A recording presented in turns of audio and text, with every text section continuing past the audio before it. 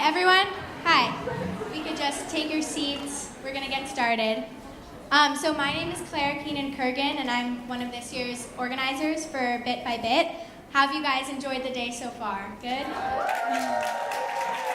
Great. That's great to hear. So I'm here to welcome our next keynote speaker. Ayah Bdeir's innovative work lies at the crossroads of engineering, art, and social change. Bdeir is the founder and CEO of littleBits, an award-winning platform of easy-to-use electronic building blocks. As an electrical engineer and alumna of the MIT Media Lab, Bdeir founded littleBits in 2011 to democratize hardware and allow everyone, regardless of age, gender, technical ability, or discipline, to be creative with electronics and reinvent their world. Ayah Bdeir has been named one of Popular Mechanic's 25 makers who are reinventing the American dream, and one of Business Insider's 26 most powerful women engineers. Please join me in welcoming Ayah Bdeir to the stage.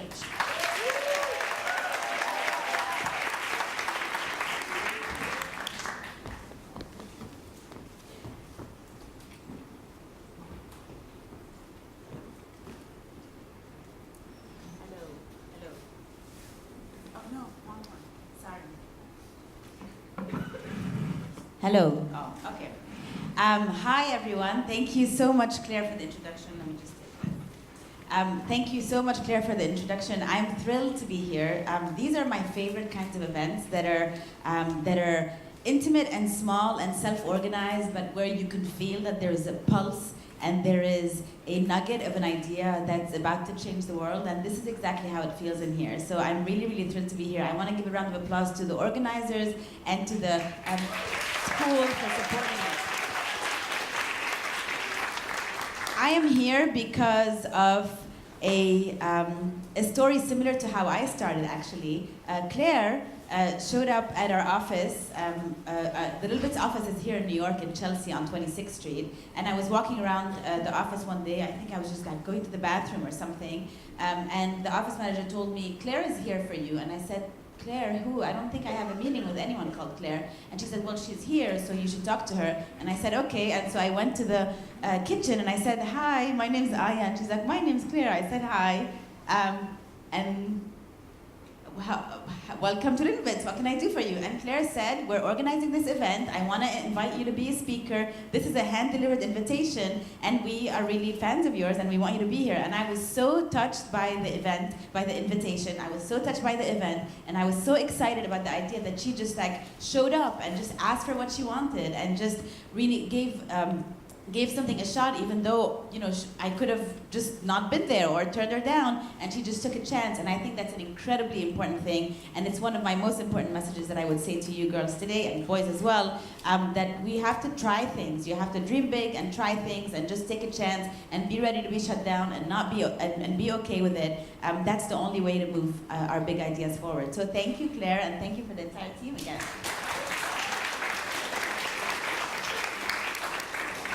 So I'm going to talk to you a little bit about, the organizing team asked me to talk about my background and how I got to doing what I'm doing. And I'm going to take you through a little bit of the history that sort of inspired me to start littleBits. But first, to tell you about what littleBits is. littleBits is a platform of easy-to-use electronic building blocks. What that means is that it's a system of these electronic building blocks that are individual bricks, or we call them bits, that are meant to inspire you to invent and create and learn. We are very inspired by Lego, and just like Lego is a system that anybody can get started with, where you can snap things together, you can make a building, you can make a bridge, you can make things without any background in engineering whatsoever, we want to enable the same kind of innovation and play, but instead of with plastic pieces, we want to enable it with electronics.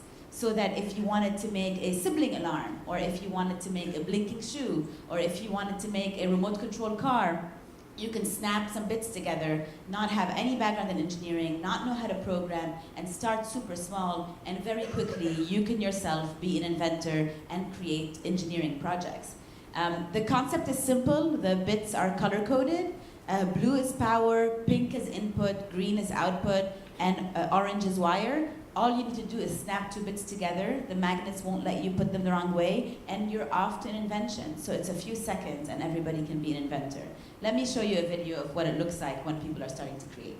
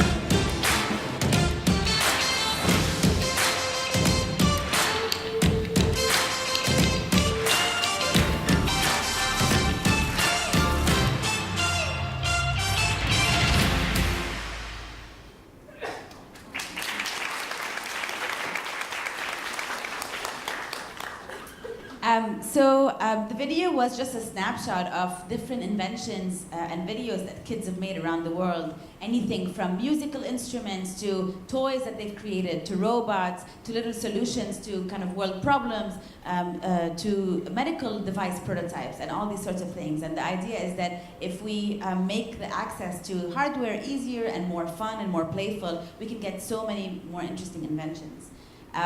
But that's not how I started. I'll tell you a bit about my background. I grew up in Beirut, Lebanon. For those of you that may not know it, Lebanon is in the Middle East. It's a country that's neighboring Israel and Syria and Jordan and in that area. I don't have four sisters, I have three sisters. We're four girls all together. And it's an all-girl home, which as you can probably tell, can get very loud and very contentious. My favorite toy was Lego. My sisters and I grew up playing Lego, and we were really very inspired by all the things that we could make, and there were always Lego around that we could step on and get yelled at because of it. But we also loved math and science, and I loved math and science. I was very good at it, but I also loved art and design, and so there was always this kind of conflict, like could I do something around math and science and engineering, or should I do something around art? And it was always kind of this inner conflict, like why can't I do both?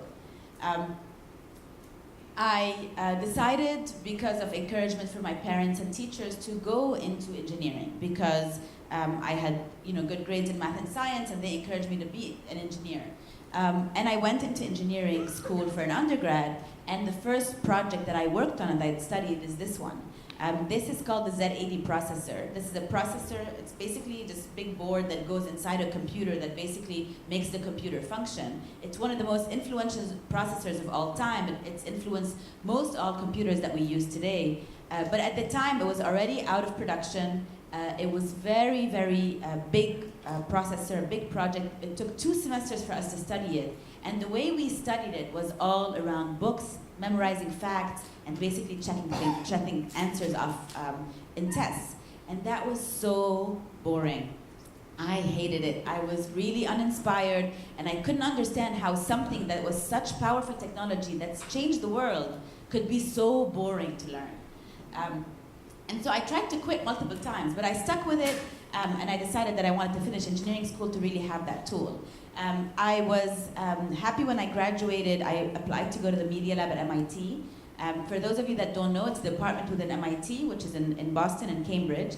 And it's a department that really has spurred a lot of the movements that we see today. Learning through play, the first electronic inks were made there, a lot of first wearable research was made there. So it's really very kind of focused on research and pushing technology forward. But what's interesting to me is that at the Media Lab is where I saw this intersection between engineering, design, and play.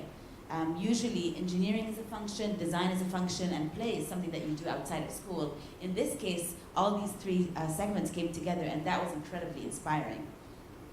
And so I started to use electronics to make artwork. I started to, instead of using electronics just to make something functional or a solution, I started to use electronics to make artwork and make things that meant something to me. So I experimented in doing these interactive wall displays where when you walked past the wall would start moving and reacting with motors. I made this project in the lower left corner that was a wearable outfit that was kind of a performance and activist piece around how women in the Arab world are often perceived in the media to be either belly dancers or veiled women in burqas, and there's really no nuance in what an image of an Arab woman looks like in people's minds and in the media. And so this was an outfit that was motorized and had these little contraptions. When you pressed a button, it would move between a belly dancer outfit and a burqa outfit within a second, and it would really kind of challenge people's stereotypes. And that was made with electronics.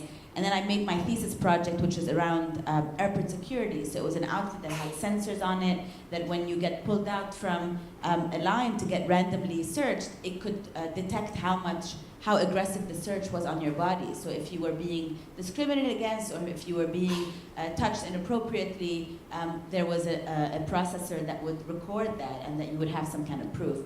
And these were just art projects. So they functioned and they were fully working, but they weren't commercial products. They weren't available on the market. I didn't go through an airport with them. I was a little afraid, to be honest. But they were these ideas of like, technology can be used for more than just functional objects. It's not just about robots counting things. It's not just about robots sorting boxes at Amazon warehouse. Technology is a force for change. Technology is a force for creativity. Technology is a force for art and for learning, and we should use it like that. So I'm not going to go into these, but these are some examples and pictures of some of these early prototypes. And then at one point, I started to get more excited about the tool than the outcome. You know, if I really believed, and I really did at the time, that we could do so much more with technology than make functional things, we could really do inspiring objects and toys and learning tools, then I had to think about a way of how to make this accessible to other people that weren't engineers. I had studied engineering for 6 years, but most people haven't, and most people are afraid of electronics and afraid of technology. And they use iPads and they use their, remote control thermostats, but they don't understand how technology works. And so I had to find a way to really make that accessible and democratic. And so these were the very early prototypes of littleBits. They were cardboard pieces with little kind of line drawings on them to try to think about how to make littleBits feel more like, how to make electronics feel more like Lego. And then in 2009, I took it out to Maker Faire, which is similar to the fair that you guys are going to have today, an event where people would come out with projects and inventions and would do workshops, and lots of kids would be there, and they'd start to do hands-on experiences. And I saw these kids lining up and wanting to play with littleBits for hours and really asking questions about how a sensor worked, or asking questions about why the light didn't come on and all these things. And I realized, wow, there's a real opportunity to try to use this for learning and for education. And that was a big aha moment for me that really kind of triggered me on the next journey. Imagine if you make electronics be more like Lego, be more like something that you could play with at home or at school or do different things with. You could start to learn things like these questions on the slide without feeling that it's learning, without feeling that you have to memorize the fact and you have to do a multiple choice test. You could start to make something and then ask questions like this. How does bat sonar work? Or is the cloud physical or digital? Or can I make night vision goggles? All these questions that are about science and about technology and about STEM in general become things that are playful, that are fun, and things that you do kind of to enjoy. In 2011, our team was really young. We're about maybe 12 people by the end of 2011. This year, 5.5 years later, we're about 120 people, and we're based in Chelsea. And this is us in Times Square, because we went to Times Square. When earlier in the year, when there was an immigration ban that happened, we have a lot of diversity in our office. It's something that's really important to us. A lot of people felt very emotionally strong about that event, and so littleBits ended up buying a billboard in Times Square where we put a message to kind of really promote diversity, and this was the message. It's written in Arabic. It says, "We invent the world we want to live in," and it says it in English and in Arabic. And so the whole team went up there to celebrate kind of that event, and it was a really special moment for us. Thinking about coming today and thinking about what I was going to talk to you about, all of you I could see the excitement in your eyes of being here and of participating in today's event. There are so many other things that you could be doing on a Sunday in New York City, and you've chosen to be here, and it really says something, and it's really special. It says something to the community that you're in, the school that you're part of, and the kinds of students that you are. And so when you think about what you want to be when you grow up, there are so many things to choose from. And I wanted to pick a few things to kind of talk to you about and see if they could trigger ideas. When I was growing up, and this is becoming increasingly true every day, there are professions that didn't used to exist, that I couldn't study, that are now extremely important professions. Today, one of the in-demand professions in the world are being a data scientist, or being a user experience designer, or being a front-end developer. And those didn't exist when I was growing up. I couldn't go to school for them. And so the world is changing in this way. The careers that you will have access to or you will have opportunities to be part of may not be available for you to study today. And the more important thing is for you to really learn to be a problem solver, to be a lifelong learner, and to be eternally curious. Because as new technologies and opportunities emerge, you should pick them up and learn them and adapt to the world around you, because you're going to have more and more opportunities open up to you. And so think about a profession like being a futurist. What does that mean? That means somebody whose job it is to imagine the future, or somebody to be a UX, which is user experience design. Again, that's a cross between a technical position and a design position and an art position, and it's a business position in some sense. And so to study it, you really have to have kind of a good mix of skills, but you can come from anywhere. And so imagine that in the future, or could be in the near future, maybe in the next 5 years, 10 years, imagine that you're a robotics veterinarian. I never know how to say this word, but if we imagine a world where we have robots all around us, and robots are our pets, and robots are our speakers, and robots are helping our elders, then when the robots get sick, who's going to take care of them? There could possibly be a veterinarian job for robots, and that will require studying psychology and studying learning and studying animal behavior, but also studying robotics. And so these are mixes that typically don't come together, but that could be a profession. So I'm not saying these exist, but they could. Another one is an artificial organ farmer. So imagine that with more and more research happening in stem cell research, or more research happening in biology and medicine, where you can start to create more tissue, create organs, you could potentially see farming jobs where your job is to create farms that are not making lettuce or making tomatoes, but they're making organs. That could happen. And so this kind of job would require a mix of, science, but also science of all kinds, medicine, agriculture, being able to understand the environment. There are all sorts of things that you could be inspired by to do this, and it could totally exist. Or imagine that you could be a celestial fashion designer, where there are so many research projects and endeavors to try to go to space. We're going to need clothes for that. Who's going to design the fashion for space? So that's something that we might want to do also. And so if you're starting to design fashion for space, you have to think about different materials. You have to think about different textures that are more resistant. You need different kind of movement that's available to you. And so that could happen. So instead of thinking of being a fashion designer, thinking, I design fashion for going to work, or I design fashion for going to a party, you could also be a designer designing for going to space. And so that could be something as well. That sounds like one that got people excited here. That's good. So all of that to say that the 21st century is a century that is already presenting new problems on every scale. In our homes, in our societies, in the climate, on the planet scale, there are new problems that are emerging every day. So these problems are requiring new skills, and they're going to demand new careers. So don't obsess about what you're going to be. Don't obsess about what you're going to study and be under pressure to pick the exact perfect thing. What I would tell you is the most important thing to cultivate is to be curious and to be learning. You could be learning all the time and having fun while learning. You learn online, you learn by looking at YouTube videos, you learn by taking online courses, by making friends that are outside of your circle. All these are opportunities for you to learn and hone in on careers that you want to take. And it's not just the one decision of what you're going to study in college. This is not only something that I'm saying to feel good, this is an actual economic and need, a societal need. So you can see that women in computer science over the past 30, 40 years, the rates of women in computer science have been dropping faster than any other profession. And computer science is one of the most in-demand professions. And so you can help that. And whether or not you're going to be a computer scientist afterwards, it could still be a background that you take to do any of the careers that I mentioned before, like a robotic veterinarian. Never say that. You have to practice it.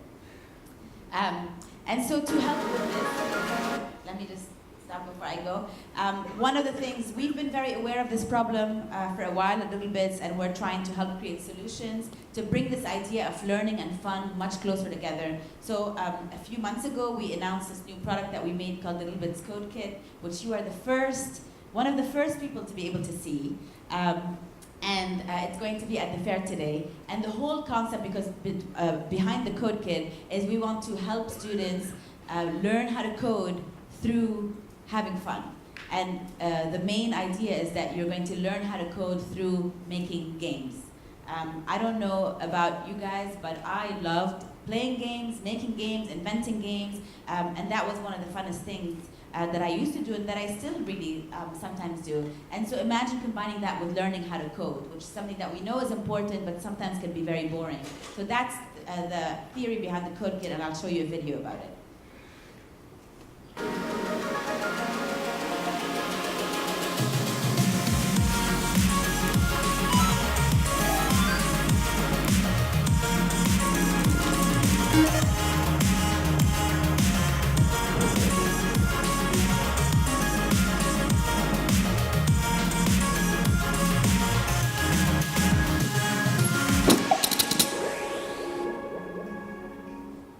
So you guys are going to have the chance to see this. You're one of the first people to see it. We've taken it to some trade shows, but it's really largely unveiled and it's not available yet on the website or anywhere, but you guys can see it in person. My colleague George is sitting over there in the purple shirt, and he can answer any questions. And the main idea is we want you to give us your opinion, tell us your feedback, tell us if you think it's going to be fun, it's going to be an exciting way to learn, because our goal is to try to take this to students all over the world and inspire them to want to do computer science, want to learn how to code, but also be having fun through it and not have the experience that I had when I was growing up, where I was depressed every time I had to go to class. So this is kind of more information on the Code Kit, which you'll see. And obviously, the kinds of fun games that we started with are things like target games or hot potato doom, I think, is another one of the games, and things like that. But you could also invent any sorts of games that you think of. And then the last thing I want to talk about is the idea of gender neutrality. This obviously one of the big theme in the conference today is how to break down stereotypes for girls in tech, and that's something that's so important, and thankfully the world is starting to pay attention to this problem. But there are many ways that we can influence this problem, and this is something that we've been very passionate about at littleBits. We make the product to be gender neutral. That's something that usually in toys and even in learning tools is not really prevalent. As I'm sure you know, there are toys for girls and there are toys for boys, and there's an aisle for girls and there's an aisle for boys, and the girl things are pink, which incidentally is what I'm wearing today, but that doesn't matter. And the things for boys are blue, and these boundaries are we think artificial, and we think they're hindering creativity, and we think that a lot of girls want to play with boy toys and boys want to play with girl toys, and it really doesn't matter what you consider yourself. You should be inspired by the tools that inspire you. And so we think about the fact that art is not gendered, creativity is not gendered, fun is not gendered, and problem solving is not gendered. So why should products that are trying to enable all these things be gendered? And so we try to, the product is made to be gender neutral in its colors, in the way we showcase inventors on our site, in the kinds of inventions we show. We're not showing cars all the time, we're not showing doll houses all the time, we're showing bubble blowers, and we're showing robotic animals, and we're showing sibling alarms, things that are kind of across, and we really try to celebrate our young girls that are inventing, and these are the few examples of them. This is a video from Mia Berkeley, who you may have seen this in the video in the beginning. She made Pete the circuit board peacock, an animatronic peacock that just struts around making peacock sounds, which I don't really know what the peacock sounds are. Well, that.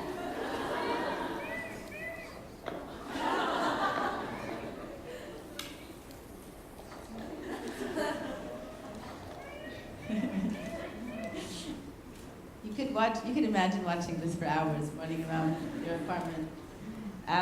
This is another video that we love. Another one of our inventors, Maika Lobute.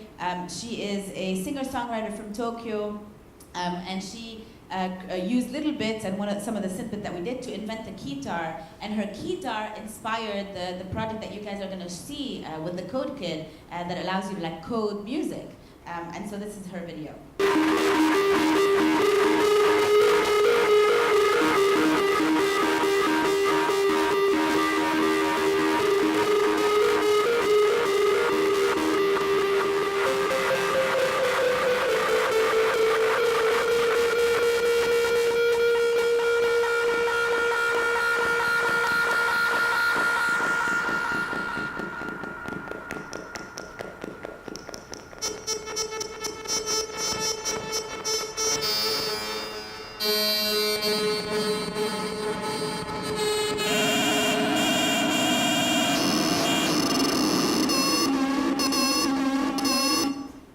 So this is, the video goes on long and you can see it on our site, but basically the idea is she made her own instrument. She had her own oscillators and delays, and she added LEDs to it so that you could make it light up whenever she played a note, and she had her little keyboard, and then she made a cardboard piece around, and she made an instrument.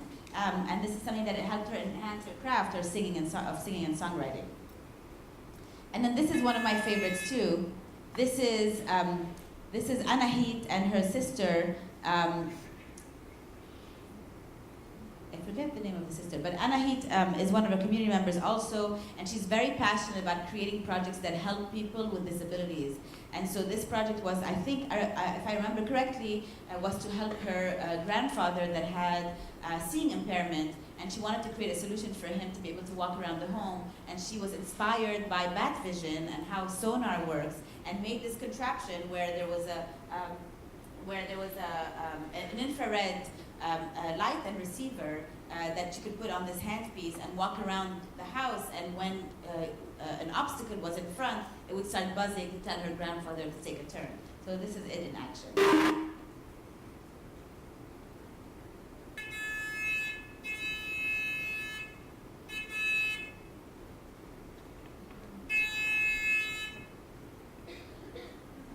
Very simple invention. She could make it herself. She didn't have to be an engineer, and that was something that she had fun with. Yeah, let's give her a clap.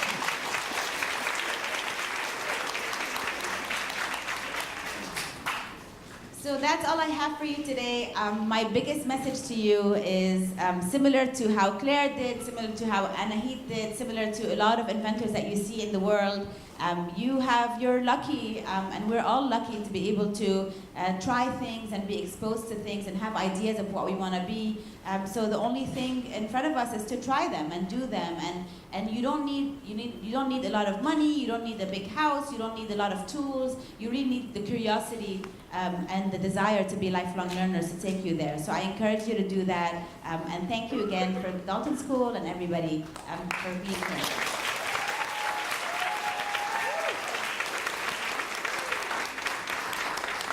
So like I said, my colleague George will be out here at the fair. You guys can go see littleBits in person and play with them and come up with your ideas. And I think we have 5 minutes for questions, and there is a mic somewhere if anybody has a question that they want to talk about.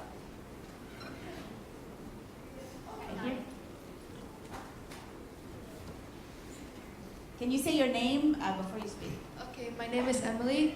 My question is, for your project you have been making, it resembles a code website I use in school. It's called core.org. It makes it fun to learn coding, so we do games and everything. So I wanted to know if you have been inspired from similar websites to make your own.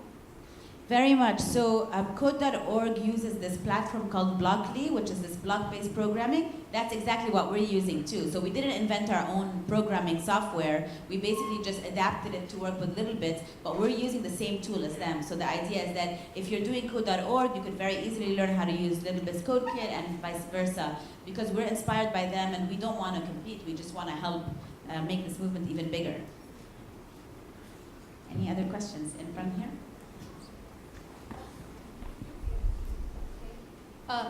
Hi, my name is Melanie, and my question is, what are some things you failed at but overcame in order to get to your position?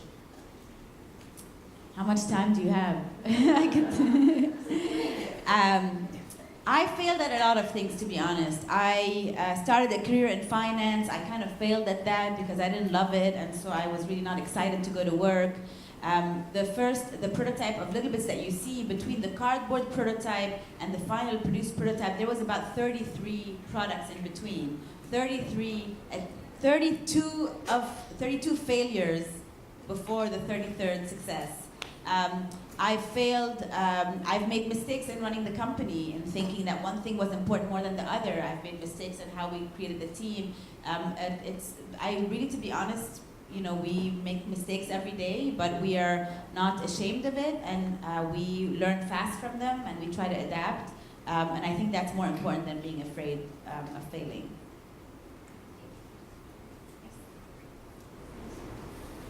Okay, my name is Berlin. I'm from your Brooklyn Technical High School, and I was wondering, what if you did in order to make your idea into a worldwide phenomenon? Say that again. What did you do to what? What do you do to make your idea into a worldwide phenomenon? I don't know that we're a worldwide phenomenon yet. We have, littleBits is used in over 60 countries, and we have about 320 global chapters that are community chapters doing events. But there's still a lot of ground to cover. We would like to be like Lego, where everybody in the world knows what Lego is and everybody's grown up with them. But we haven't done that yet. But what we think is important is that we build the product to be universal. So it's not talking to girls versus boys. It's not talking to 8-year-olds versus 15-year-olds. It's not talking to people that are artists or engineers. We're really trying to make it really universal so that whoever you are, you feel like you're invited and you're not intimidated. And I think as we tell more people about it, it hopefully will become a bigger worldwide phenomenon. So, and you can help us do that too. Any other questions? Anyone in the back there? No? Okay, here you go. What's the biggest challenge you face to growing littleBits and developing a team? One of our challenges, there are many challenges that are, challenges in manufacturing a product, challenges in raising money. There are lots of things that happen kind of all the time. But I think one of our challenges now is people who are resistant to change. We've seen littleBits used in schools, and it has really positive results. We've heard from teachers that work with kids with disabilities, or kids that are on the autism spectrum, or kids that are really not interested in school or not having fun, or maybe they're failing, that they're having great results.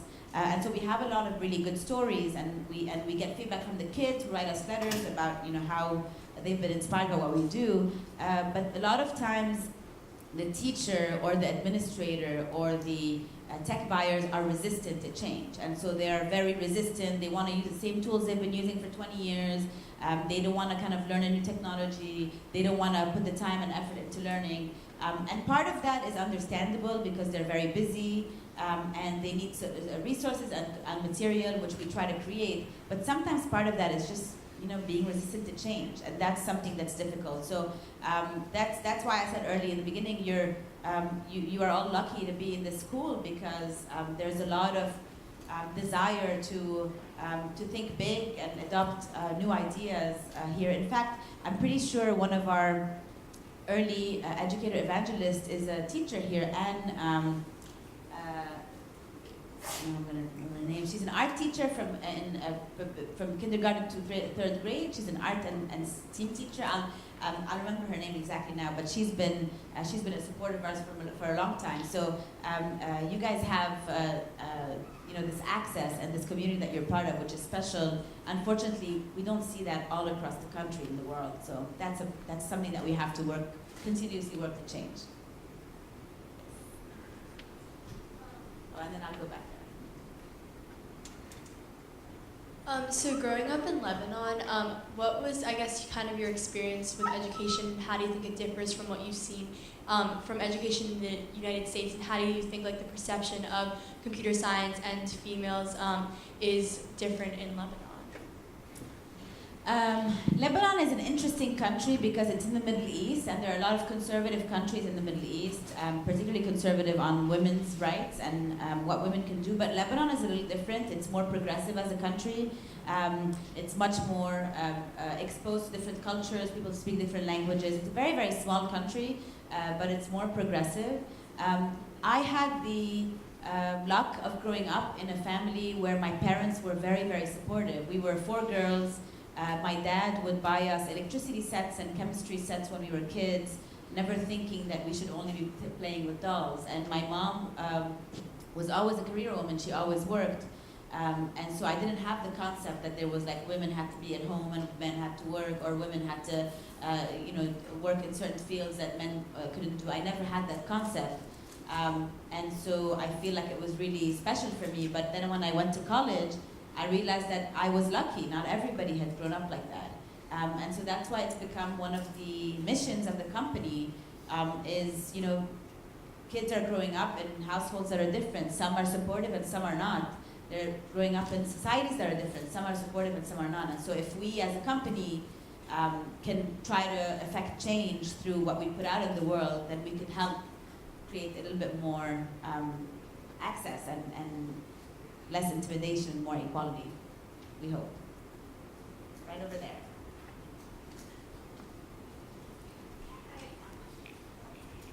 Hi. You had said you studied electrical engineering. Yes. So how did you choose which part of engineering you wanted to study, or was it kind of random, or how did you end up in that versus mechanical engineering or this or that? How did you know going into college what you wanted to do? I'm a little ashamed to say this, but I basically asked what was the hardest one, and I just picked it because I think I just had a little bit of an ego, and I was like, I'm gonna do the hardest one. I may have ended up in the same path if I picked a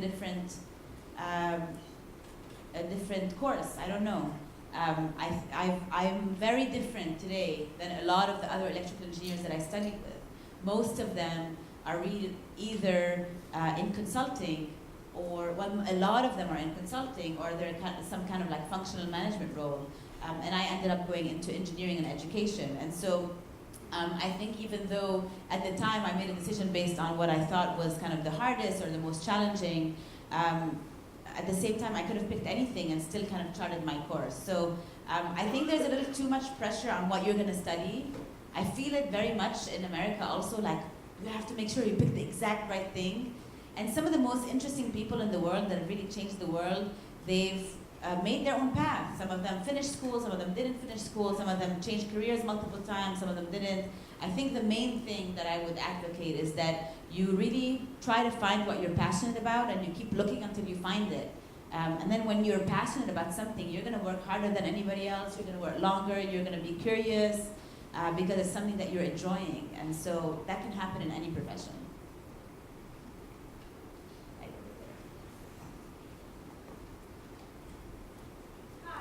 So you showed a bunch of really impressive videos of people making their own things and bit by bit. So do you see bit by bit as being the foundation of littleBits? Sorry. I know, it's strange, right? I was also surprised when that happened. littleBits being the foundation of new inventions, or do you see it as the starting point for people to play around with their ideas? I am constantly surprised by what people are making on the site, specifically kids. Some kids are 6 years old, they're 8 years old, they're making things that are far more complex and innovative than we thought of.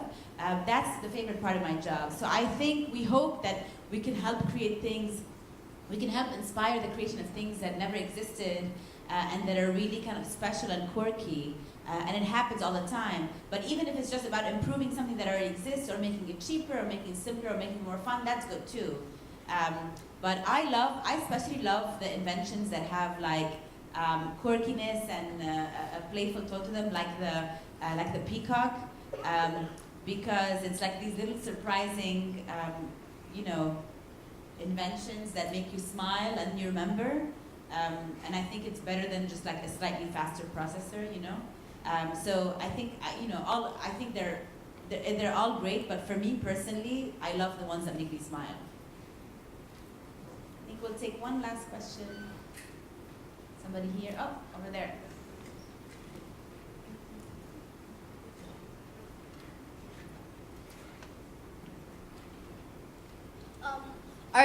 Are you trying to mix littleBits with different subjects other than science and math and art, like language and different types of design and different types of things that can help teach you in life? I love that question, actually.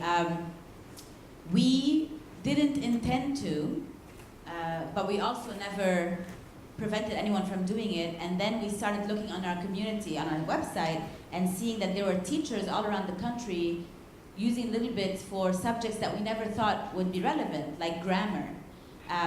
There is a school, I believe in Michigan, if I remember correctly, that was using littleBits to teach grammar and mapping the color code to sentence structure. So the verb was blue and the noun was pink, and they were using littleBits to make sentences and electronics and then teach concepts of grammar. We've also seen littleBits used in language learning and team building. So there's University of North Carolina at Greensboro had a program where they had girls, actually, an all-girls class with coming from 22 different nations. It was a program that was built for refugee kids. And there were 18 languages in the class, so nobody spoke the same language, so it was really difficult for them to collaborate. And so they used littleBits for team building and for really creating communication across them. And that was something that we never thought was possible too. So I think we're constantly surprised by what happens, and we try to promote things when they happen and show them and make case studies out of them. So if you have an idea, which sounds like you have one, definitely propose it, and I would love to pursue it. All right, thank you so much, everyone. Have fun today.